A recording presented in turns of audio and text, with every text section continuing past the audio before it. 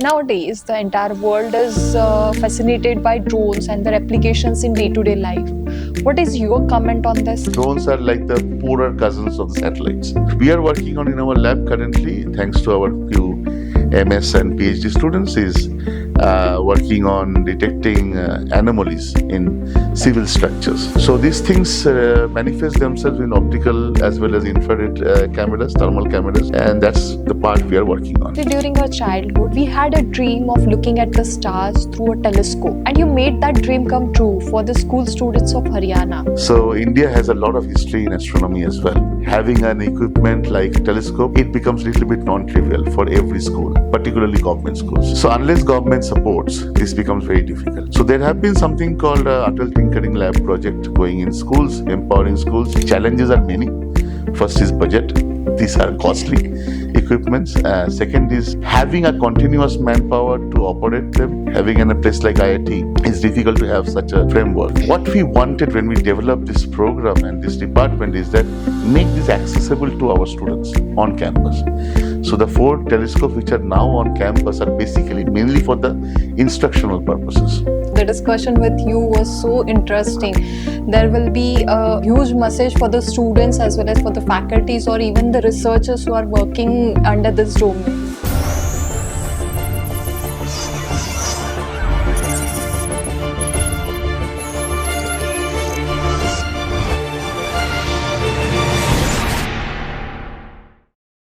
Hello everyone, welcome to the 4th episode of InnoQuest Talks 1.0, where intellect meets innovation and thinking fuels invention.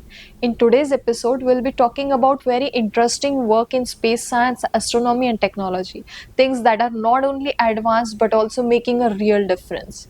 We have a very special guest with us today and I'm happy to introduce him to you. Let me introduce Professor Abhirup Datta, who is an internationally recognized astrophysicist and space scientist and also a leading figure in observational cosmology and radio astronomy. Professor Datta currently serves as the Dean of Research and Development at IIT Indore and has previously held critical academic and administrative positions including Head of the Department of Astronomy, Astrophysics and Space Engineering and Dean of Planning at IIT Indore. Professor Datta completed his PhD in astrophysics from New Mexico Tech and National Radio Astronomy Observatory, USA. He has built his career focusing on observational cosmology, which is one of the most challenging frontiers in modern cosmology. His international research trajectory includes prestigious engagements as a NASA postdoctoral fellow and senior research associate at the University of Colorado, USA. Interestingly, it was during a NASA-affiliated instrumentation project that his trajectory shifted from his interest in science to a deep involvement in instrumentation and engineering. This turning point sparked a unique career blending cosmology, radio instrumentation, and data science, which positioned him as the intersection of space science and technology. Professor Datta's work include observational cosmology, radio interferometry, multi-wavelength and multi-messenger astronomy, space weather, and the use of GNSS and IRNSS in ionospheric studies. He is deeply involved in major global scientific collaborations such as Square Kilometre Array, where he serves as the co-chair and a part of SKA Science Team Board. At IIT Indore, Professor Datta played a key role in establishing multiple academic programs, including India's first of its kind MSc, MTech and BTech programs in space science and engineering. His leadership continues to shape in the institute's strategic direction, particularly in space science and interdisciplinary research. Professor Datta has over 85 journal publications and 23 funded research projects. He has also contributed to numerous international conferences. These accomplishments made him a renowned speaker, editor, and mentor. His expertise in astrostatics, machine learning, and big data strengthens his multi-domain approach to scientific discovery. Professor Datta's journey from a curious student of physics to a global thought leader in astronomy and space engineering perfectly embodies the spirit of innovation, making him a true inspiration for aspiring scientists and engineers. Let's welcome Professor Abhirup Datta to InnoQuest Talks 1.0 for an insightful discussion. A warm welcome to you, sir. Thank you for joining us today. Thank you. Before we engage in talking about your research work, deep research work, and all of that, so I would like to start with something groundbreaking that you have done at IIT Indore. As we know that you have started India's first of its kind undergraduate and postgraduate program in space science and engineering that you have started at IIT Indore. So we would like to know more about this kind of programs. Yeah, it's a good. First of all, thanks for having me here. And so India, as you know, that currently with all the development with ISRO and other space science related activities, the vision for Indian space research is really developing very fast. As you know, our Honorable Prime Minister has given a mandate like to have a Indian space station by sometime middle of this coming decade, and having a possibility of landing a Indian on the moon by 2040 or so. So, given those two big mandate, I think the Indian space research industry will grow in leaps and bounds.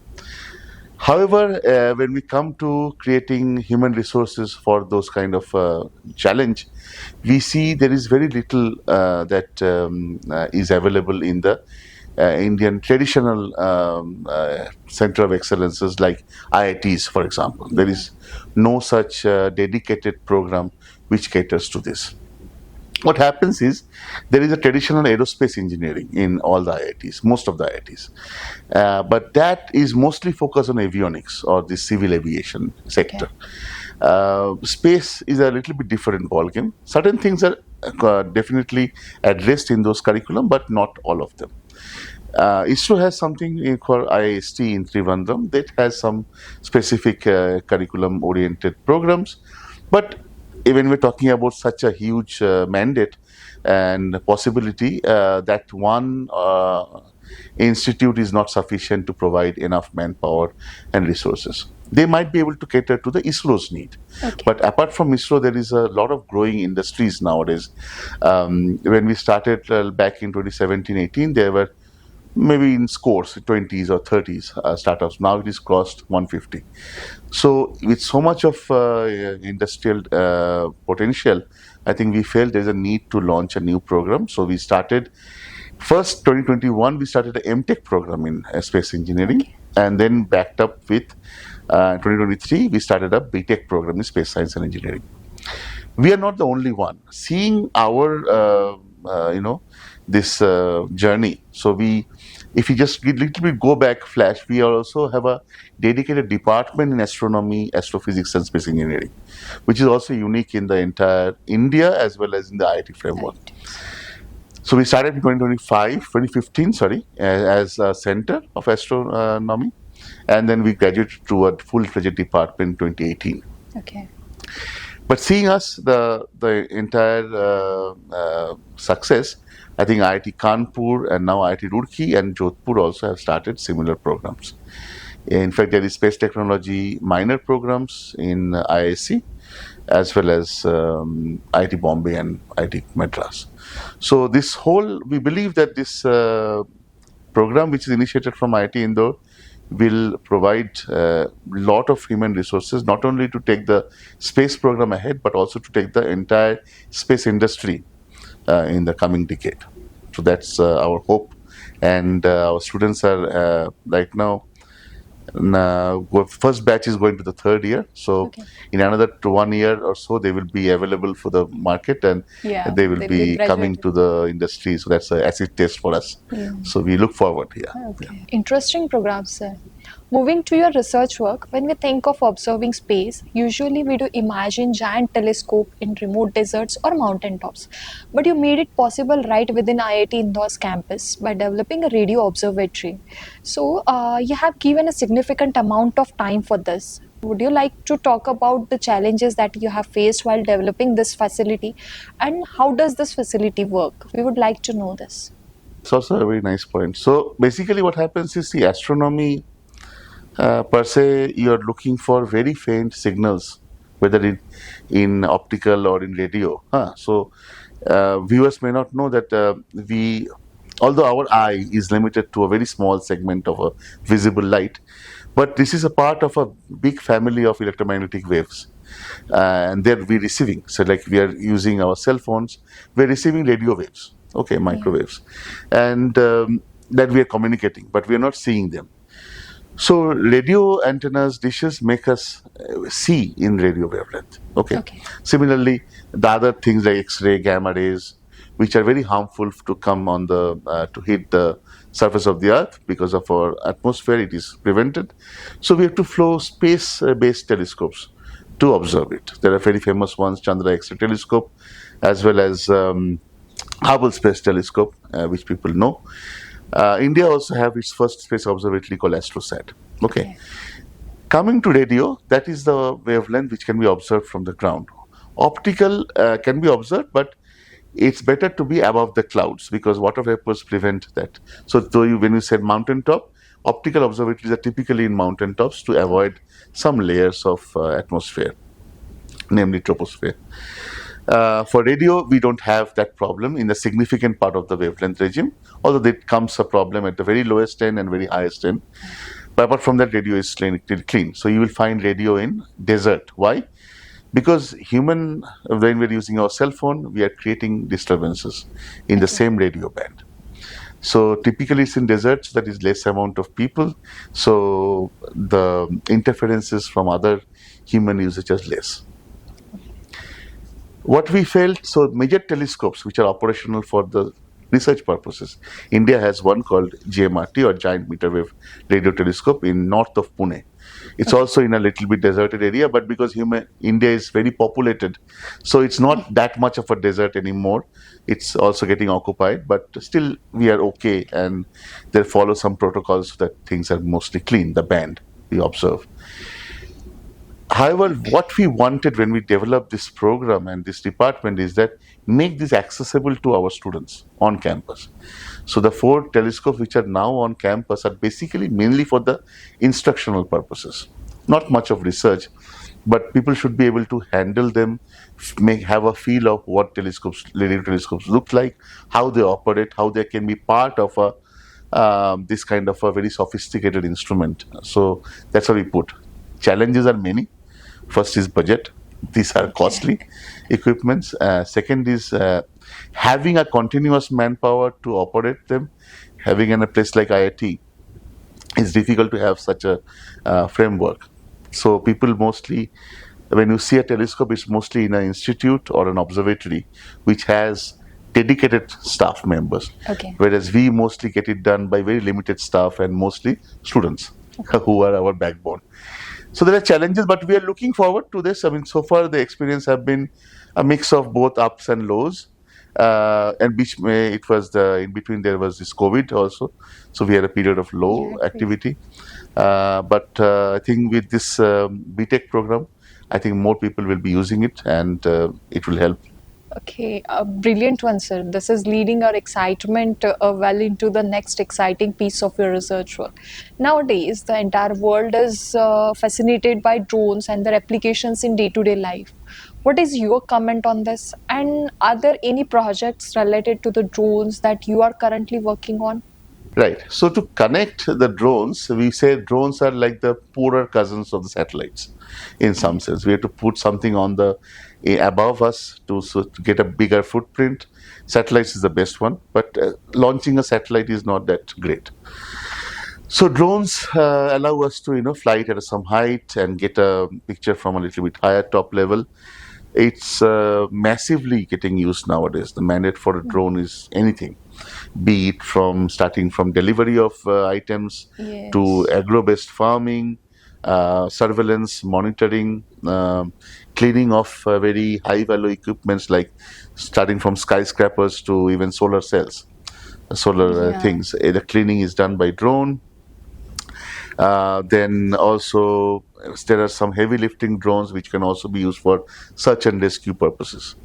So that is the enormous amount of mandate which drones have. Drone training also is becoming important. So how we got into drones is when we talk about radio astronomy, the communication between the telescope and the where the signals Receiving. gets, you know, Receiving. interpreted and further analyzed. And even the signals communication between the two telescopes also when we're cross correlating each other. Those makes us also very much equipped with the things which also part of the communication that drones also work. So we mainly work in a domain where drones are mainly taking data, observing with things like optical sensors, infrared sensors, and then we are inferring the images at the back end. So, in some sense, this is also similar to what we do in astronomy, but here we are not looking at the cosmos; we are looking at At nearby things which matters to people. So there is a similarity also. What we are working on in our lab currently, thanks to our few MS and PhD students, is working on detecting anomalies in civil structures. So, when you build a large huge bridge structures. or a big, um,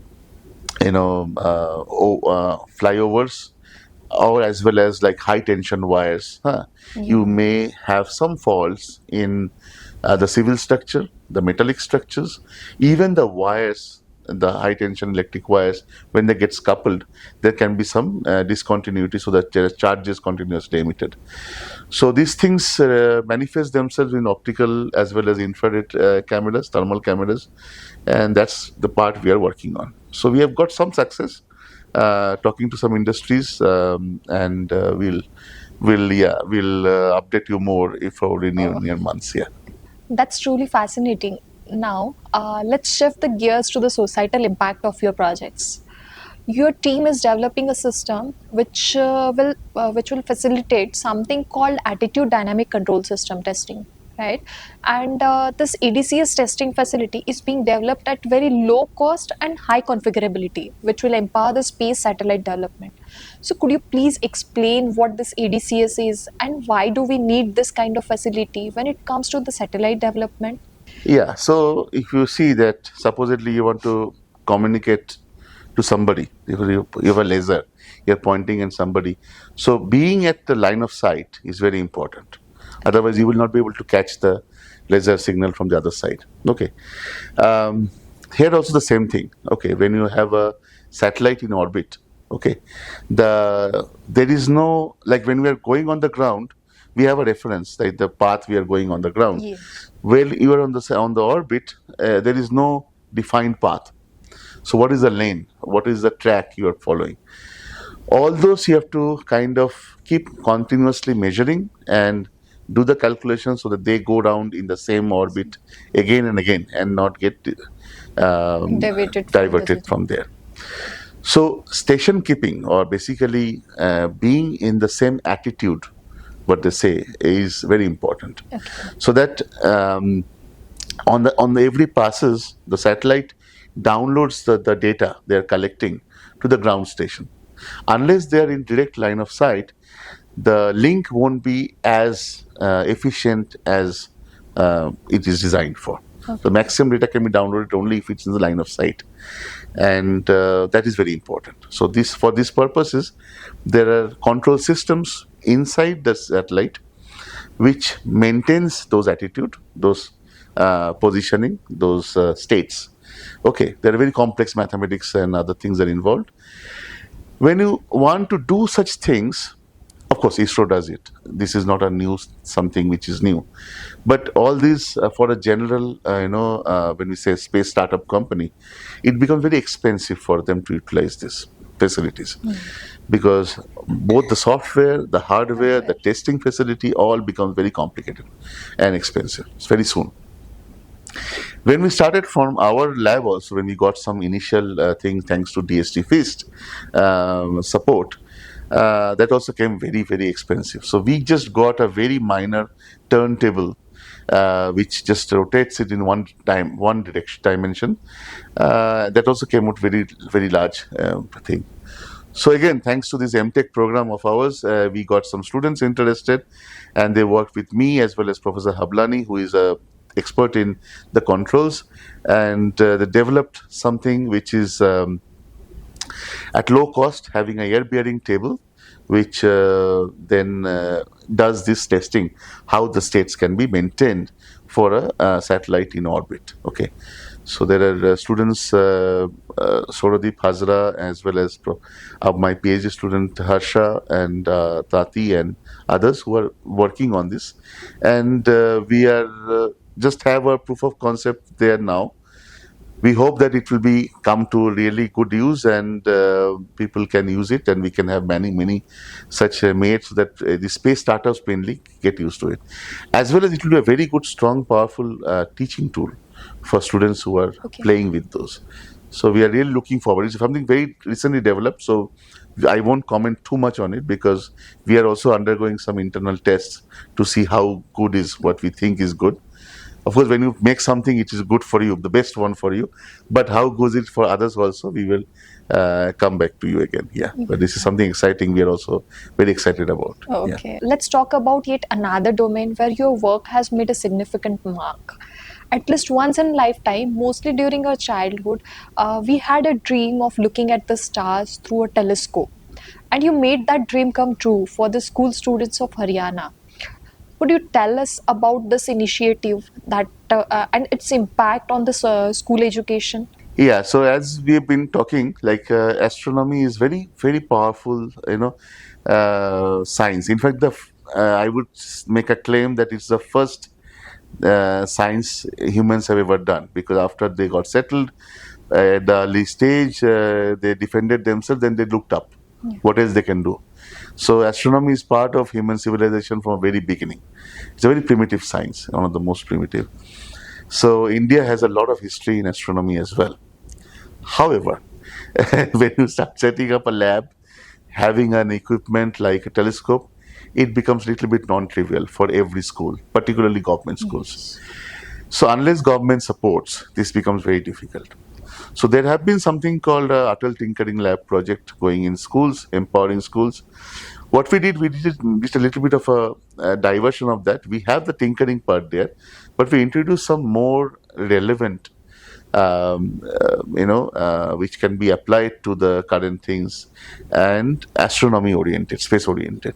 So we have optical telescopes, we have radio telescopes, very basic ones. We have IoT, Internet of Things, building sensors, connecting to the data acquisition system. We had some robotics, small, because space also has robotics in it, and little bit of ML, machine learning, and things which attract students at different ages. The idea is to capture, for the very basic ones in that lab, basic experiments and demonstration, capture the inquisitiveness of students from class 6 onwards.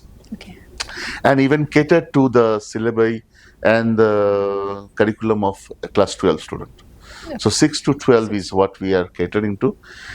We got a project from Haryana government to set up this labs to 238 schools in Haryana. Okay. And we catered that. And we have one set up in our IIT Indore KV, Kendriya Vidyalaya, PM Shri Kendriya Vidyalaya, which is also catering to lots of nearby schools and people who visits outreach. They love it simply. But it's a very exciting thing, and we wish to follow the same model and expand this program to other schools in other other states like MP and beyond. Yeah. It's amazing to see how each of your projects links innovation with real-world relevance. Furthermore, if you allow me, I have one more question related to your vision as Dean Research and Development. We would like to know about your vision for driving innovation at IIT Indore, especially in industry collaboration and translational research. Yeah, so as you know, I recently taken over last few months as Dean Research and Development. IIT Indore has, from the very beginning, 2009, our focus is on research. Okay. Over the years, the innovation also added to that, and likefully so. What we found is that young faculty sometimes do not have enough, support to start a new research in a new area. Even if they have a research, then transferring that to a patentable idea, as well as then transferable to the industry. translational research becomes a bit of a Difficult concern because of supports at various levels. So it was a very good initiative from our director, Professor Joshi, as well as the previous dean, Professor Palani, that to start the Center of Translational Research here at IIT Indore, which has been increased the patent filing quite a huge lot, and even translational research. We have this translational research fellowship, which is encouraging students to continue after their stipulated time in the degree to work a little bit more and bring up the TRL level from each ideas. In fact, I have a student, Harsha Tati, who is now a translational research fellow, having one of the ideas on the drone base characterization of the large antennas, which is currently going from TRL 2 to TRL 5 or 6. That's a really good initiative. This will be catered further. So we are increasing the number of translation research fellowships as our faculty strength increases. Student strength also will increase, so the fellowships will also increase. Going future, I think all IITs are probably going to the self-reliance path. So getting more funding from every quarters of the thing, funding agencies, all different agencies is very important. So we recently got this ANRF pair grant, which gives us the mandate to spearhead the research innovation in central India, having 6 other universities and institutes. We also have this mandate from the Translational Research Park for the Drishti CPS Foundation. So I believe we continue this path and we keep targeting various missions of Government of India and receive as much as fund possible. At the same time, cater to the young faculties, students, to move on this path and don't feel shy to file a patent or go ahead with a very wild ideas to work on. So I think that's the vision. So we will keep on helping our faculty and students to go further in research and innovation. Yeah. Very insightful, sir. Lastly, would you like to advise something to the young researchers who are willing to work in space science and AI? Yeah, so AI is currently, the flavor of the day, kind of. Everywhere you have a lot of, application of AI. Sometimes misuse, but it has a lot of potential, particularly in space, because sometimes the cognition is not available. Supposedly you have a rover which is working on the moon, surface of the moon, or even Mars. You cannot just keep on directly in all the time in connection with them. The connectivity also has a lag. Same thing for the satellites in orbit. Sometimes it's difficult to keep in touch with all the time. So there should be some ability to take a call while internally. And so AI comes in a very big way in all the space operations. We have in our curriculum in BTech, we have some machine learning, data science applications. AI will come automatically.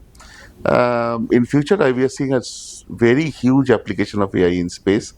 In fact, there is a call for National Quantum Mission in quantum algorithms, where astronomy and space is separately mentioned. So I think this is really going to be a heated subject, and we are really hoping for a lot of activities here. I would encourage students to definitely dive into AI, but not at the cost of mathematics and basic backgrounds in programming and math and stats.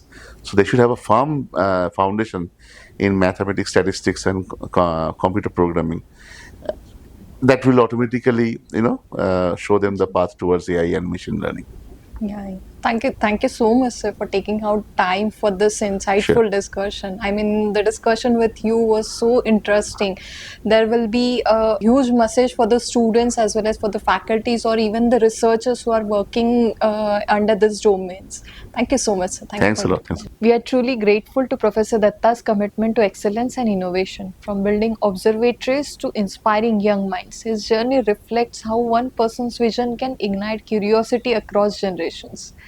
Conversations like this set a tone for the future we aspire to build, where research meets the real world impact. Dear viewers, if you are interested in technology transfer or research collaboration opportunities, Please feel free to reach out to us via the email displayed on the screen. InnoQuest Talks 1.0 will continue to bring more engaging discussions on research, innovation, and technology at IIT Indore through our YouTube channel. Until next time, keep innovating and keep exploring. Thank you.